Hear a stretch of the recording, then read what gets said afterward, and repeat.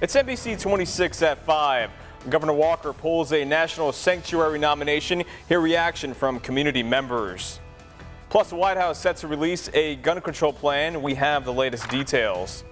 And dozens of people spent the morning raising money for child cancer research. But first, the White House set to release a gun control plan that would urge states to raise the age to buy certain firearms, tighten up background checks, and give states money to beef up school security, including arming some staffers. Jennifer Johnson has more.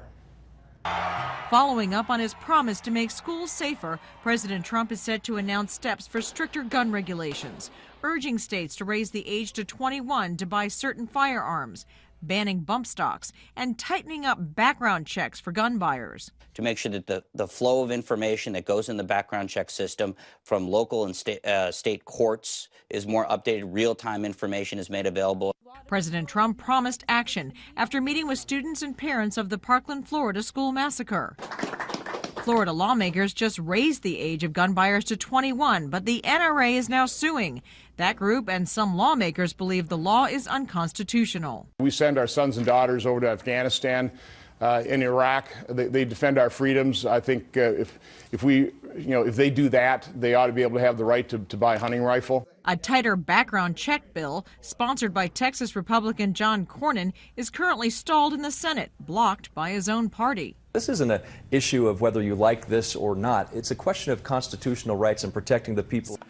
The Trump administration has now taken steps to ban bump stocks used in the Las Vegas mass shooting. The Justice Department Saturday submitted a regulation to ban the devices, making them illegal to own or sell.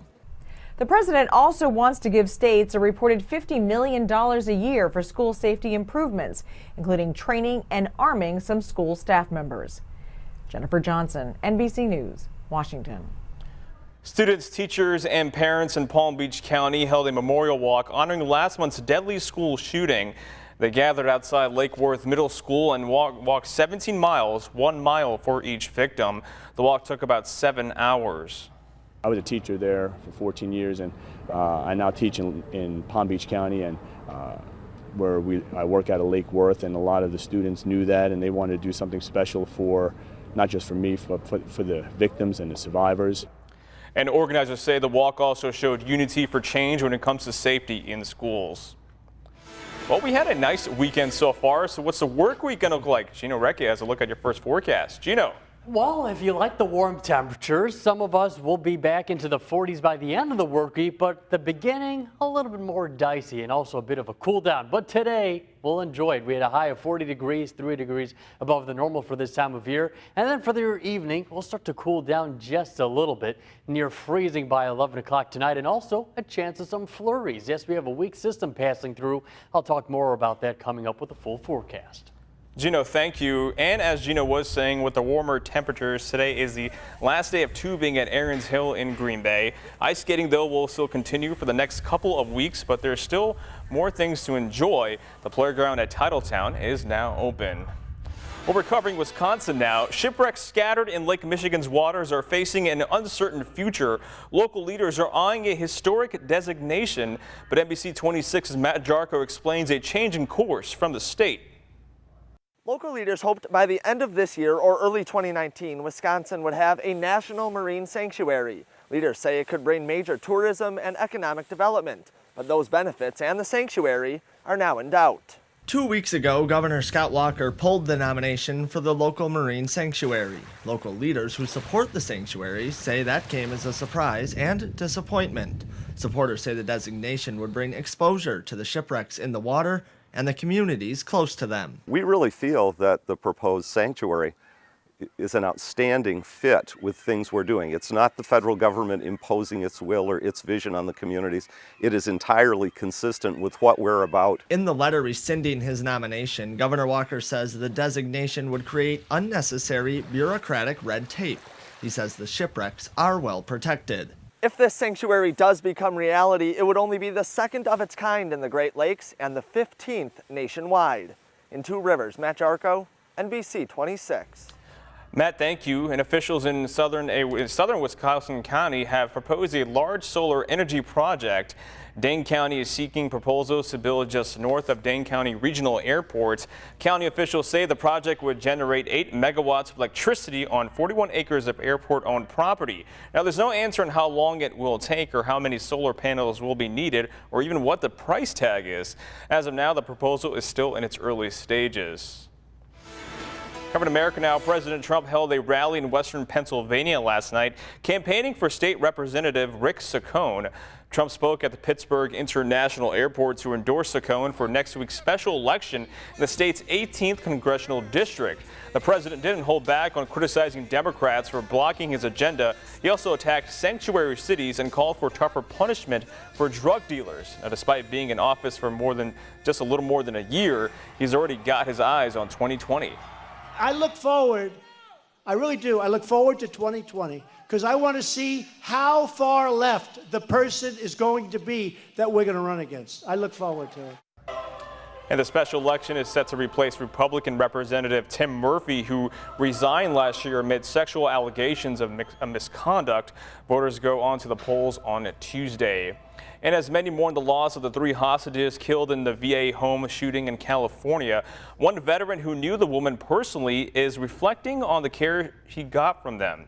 Sean Foster went to Pathway Homes to pay respects to Kristen Lieber, Jennifer Gonzalez, and Jennifer Golick. The women were killed during a shooting Friday night. He says they went above and beyond for veterans like him. They were some of the most loving people I've ever met. You know, they dedicated their lives to helping guys like me and some of my buddies, you know, some of my good friends. A group of family and friends also came together in California to grieve the death of 30-year-old Pomona officer Gregory Casillas. He was killed during a 15-hour standoff Friday night. Officials say Casillas, along with another officer, were both wounded. The officer first joined the force back in 2014. He leaves behind a wife and 2 small children. What's still ahead on NBC 26 at 5, the Green Bay Preble High School band getting ready for the big stage next weekend. After break, we'll tell you where they're heading. But first, what's the weather going to look like for the work week? Your forecast up next.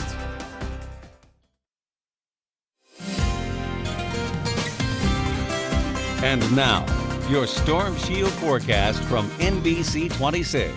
We're after 5 o'clock and it's still a comfortable evening, 40 degrees. We got winds very light out of the west at 5 miles per hour, so a slight wind chill factor of 37 degrees out there.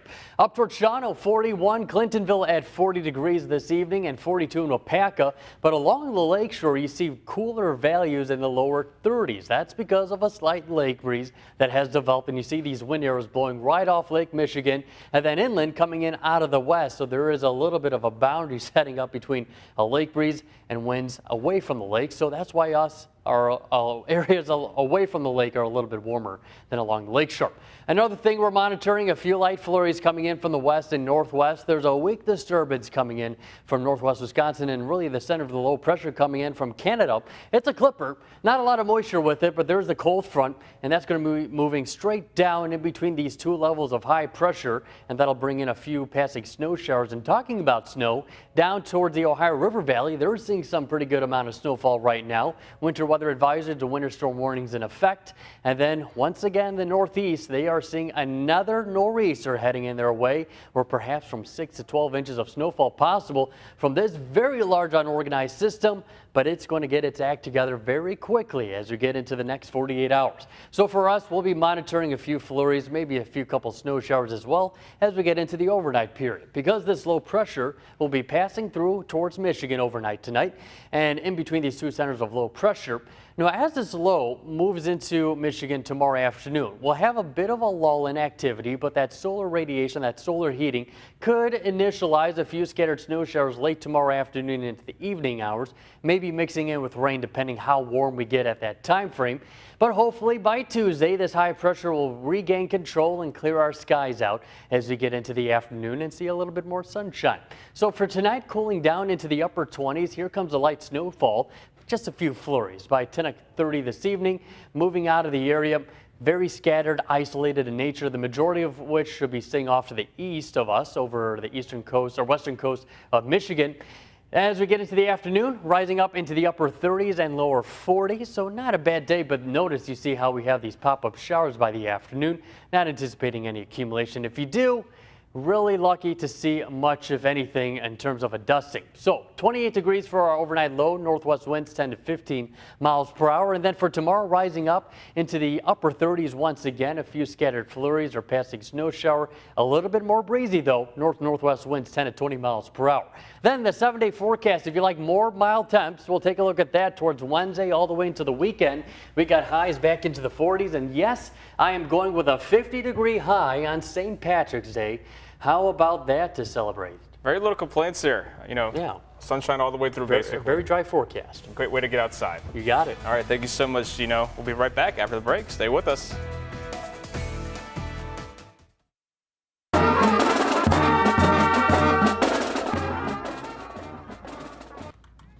And big day coming up for the Green Bay Preble High School Marching Band. Next Saturday, they'll be marching in the St. Patrick's Day Parade in New York City. The band will have more rehearsals in neighborhoods around the school. The final send-off will be on March 15th, and the students are ready to take on the big stage. This is not happy fun time. This is work time, and they really are taking it seriously. They're focused, and they're getting it done today. And this band is no stranger to big events. They performed in Disney World and in front of former Vice President Joe Biden. And dozens of people shaving their heads to raise funds and awareness for childhood cancer research. This morning, St. Brendan's Inn in Green Bay hosted a St. Baldrick's Foundation head shaving event. Organizers say the event has already generated more than $50,000. Some kids volunteered for the first time. I'm very proud of myself that I stuck with it, and I'm happy that another kid's gonna get my hair. And Celeste, who you just saw there, says she plans on doing it again next year as well. The boys' state basketball brackets are out. Find out who is headed to Madison after the break. Plus, Tiger Woods stays in contention in the final round of the championship. Sports is next.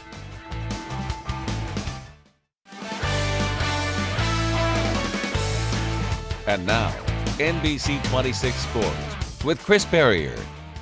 All right, let's see. Multiple neck surgeries, a torn Achilles, double stress fracture in the tibia, ruptured ACL, MCL sprain. Oh, and infidelity scandal capped with the DUI. It's been a pretty long road for the best golfer of all time, but the question everyone's asking this weekend is Tiger finally out of the woods? Tiger Woods looking for his first PGA Tour win since 2013, and he's in contention at the final round of the Valspar Championship. Woods 2 strokes back of the leader, Paul Casey, starting at a 40-foot putt on the 17th green. Shades of the 90s. Are you kidding me?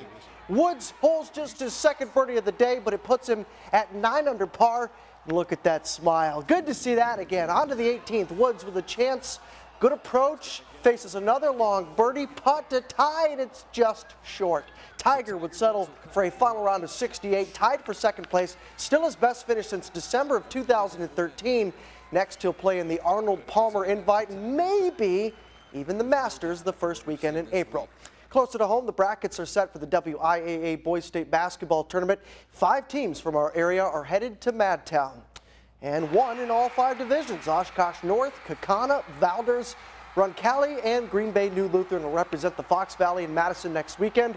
4 of those teams are #1 seeds in their respective division. That's pretty impressive stuff. So let's go right down the line. In D1, the Oshkosh North Spartans earned a 1 seed after taking down the defending state champ Stevens Point in last night's sectional. North is in search of its first ever state title. They'll face 4th seed Hamilton on Friday at 6:30. D2, the Kaukauna Galloping Ghosts are the 1 seed.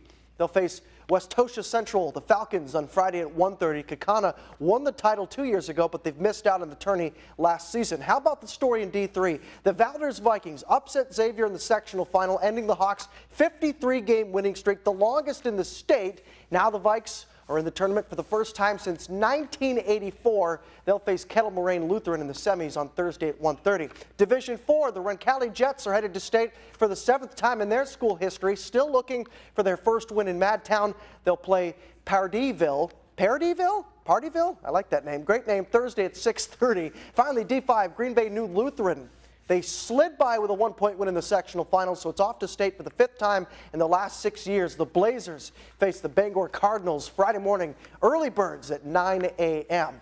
Last night, the Appleton North Lightning girls basketball team won their state championship, the second time in as many years, beating Mukwonago 45-32. And the Levy did not break. Senior Sydney Levy led the way with 17 points and 7 rebounds. The Lightning are the first team in D1 to go back-to-back at state since Milwaukee Vincent did it in 2009. Tonight on Sunday Sports Rewind, Kelly Price will join us with a lot more coverage of that Lightning win last night. Plus, we'll take a look at the NCAA March Madness brackets. Those are coming out as we speak. That's all tonight on The Rewind. We hope to see you then.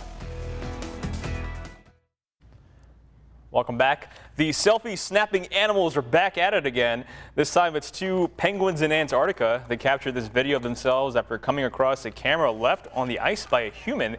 The Australian Antarctic Division posted the 38-second clip to its social media channel, and it broke the ice. See what I did there? By getting thousands of views. And guys, I don't think they got the message yesterday. It was Unplugged Day yesterday. Right. The penguins didn't understand. If we can't even get away from technology in Antarctica, what chance do we have, Mo? It's not looking good, guys. It's hard, especially without the thumbs. Like, how do they do it? I don't know. Maybe with their beaks.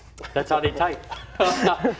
Easy probably won't have a lot of mistypes there. So guess what? If you like some warmer weather, we will be seeing that moving on in here later by the end of the work week, starting to build up from the west coast and then transporting eastward. Hopefully we'll be back into some 40s and maybe even a 50-degree high. So we'll take that as if we go into tonight, into tomorrow though, going with highs into the upper 30s. With maybe a chance of some flurries. The Penguins don't like that weather coming up, for sure.